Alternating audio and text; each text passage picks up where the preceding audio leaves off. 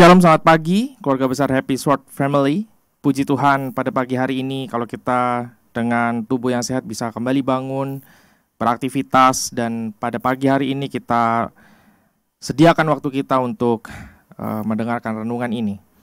Dan pada pagi hari ini saya masih melanjutkan pembahasan mengenai 5 kriteria orang yang memiliki benih ilahi. Dan sekarang masih pada kriteria keempat sesuai dengan judul renungan hari ini, yaitu orang percaya yang memiliki benih ilahi tidak suka mendukakan hati Tuhan. Bapak Ibu Saudara sekalian, mendukakan hati itu artinya menyusahkan hati. Mari kita renungkan, kira-kira apa sih hal yang dapat menyusahkan hati Tuhan? Pada saat saya merenungkan hal ini, yang saya dapatkan dari antara banyak hal yang mungkin menyusahkan hati Tuhan, misalkan tidak taat firman Tuhan, berbuat dosa, tidak menguduskan hari Sabat, ada satu yang paling menyusahkan hati Tuhan, yaitu apabila kita tidak percaya kepadanya. Tidak percaya kepada Tuhan ini bukan hanya berarti kita berpindah keyakinan iman dan meninggalkan Tuhan, atau mungkin secara ekstrim kita menyembah berhala atau Tuhan lain, seperti yang pernah dilakukan oleh bangsa Israel. Tetapi terkadang tanpa kita sadari, bisa saja dari tingkah laku kita yang pada akhirnya sedikit demi sedikit menimbulkan rasa tidak percaya kepada Tuhan.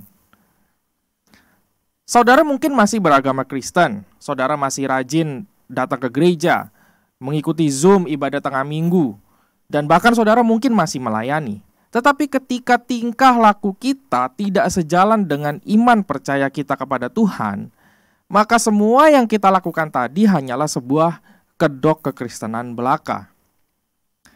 Ketika tingkah laku kita masih dipengaruhi oleh hal-hal di luar Tuhan, atau bahkan dipengaruhi dengan keadaan atau kesulitan di dalam dunia yang kita hidupi saat ini, hal tersebut yang pada akhirnya mendukakan hati Tuhan.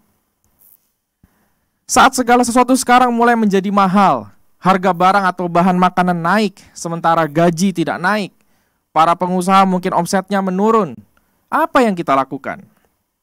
Mengeluh, atau bahkan melemahkan iman kita sendiri dengan berkata, ya zaman lagi susah nih, dagangan gak laku-laku, saya juga jadinya gak ada duit. Dengan kelakuan seperti itu, bagaimana mungkin kita berkata kita masih percaya kepada Tuhan, seolah Tuhan tidak mampu memelihara kehidupan kita ke depan. Sementara di dalam firman-Nya, yang saya ambil dari Yesaya 46 ayat 4, firman Tuhan berkata, sampai masa tuamu aku tetap dia, dan sampai masa putih rambutmu aku menggendong kamu. Aku telah melakukannya dan mau menanggung kamu terus. Aku mau memikul kamu dan menyelamatkan kamu. Hal ini disampaikan kepada bangsa Israel juga karena mereka sudah hilang rasa percaya kepada Tuhan. Padahal sebegitu besarnya kasih Tuhan kepada bangsa Israel.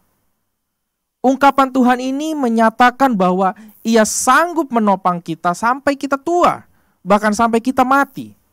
Tuhan mau menanggung kita terus karena Ia ingin menyelamatkan kita. Ingat saudara, bukan kita yang memilih Tuhan, tetapi kita yang dipilih. Jadi jangan sia-siakan hal ini. Lihatlah sekeliling kita. Tidak semuanya menjadi orang-orang pilihan Tuhan. Pada akhirnya, saat Yesus datang kembali ke dunia ini untuk kedua kalinya, apa sih yang dicari? Jawabannya adalah iman. Tentu saja iman percaya kepada Tuhan. Maka sekarang, kuatkanlah hatimu, apapun yang menjadi kesulitan di zaman ini, sekalipun semua harga barang naik, bahan makanan melonjak tinggi, sekalipun gaji kita juga tidak kunjung naik, omset penjualan kita biasa saja atau bahkan menurun, berdoalah.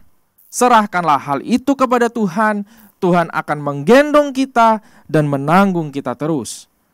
Stop mengeluh, karena itu hanya menyusahkan hati Tuhan. Mari kita berdoa.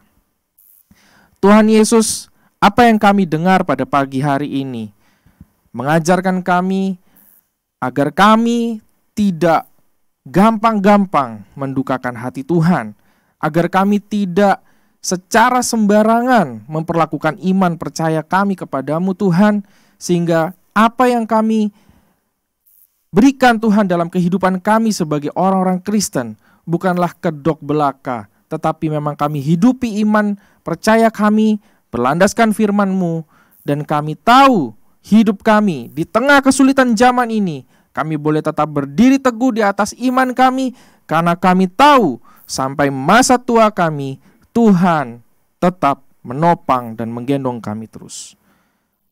Terima kasih atas kekuatan firman-Mu pagi hari ini.